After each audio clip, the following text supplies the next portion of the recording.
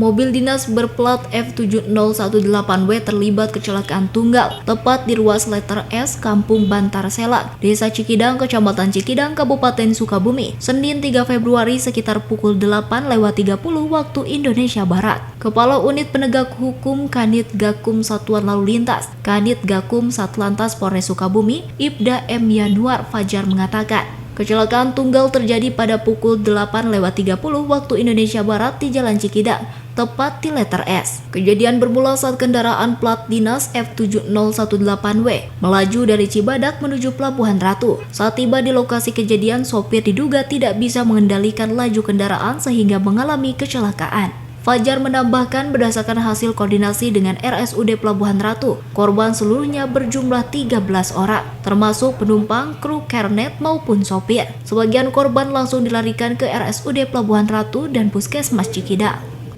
Sekitar pukul 8 terjadi kecelakaan laka tunggal kategorinya di Jalan Cikidang atau letter S.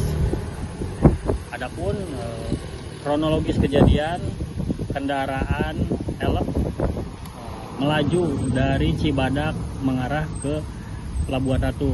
Di tempat kejadian tidak bisa mengendalikan laju kendaraan sehingga menyebabkan kecelakaan. Sementara itu, kondisi mobil yang sempat melintang dan menutupi badan jalan berhasil dievakuasi dengan kendaraan derek. Dari Cikidang, Kabupaten Sukabumi, Tim Liputan MGS TV melaporkan.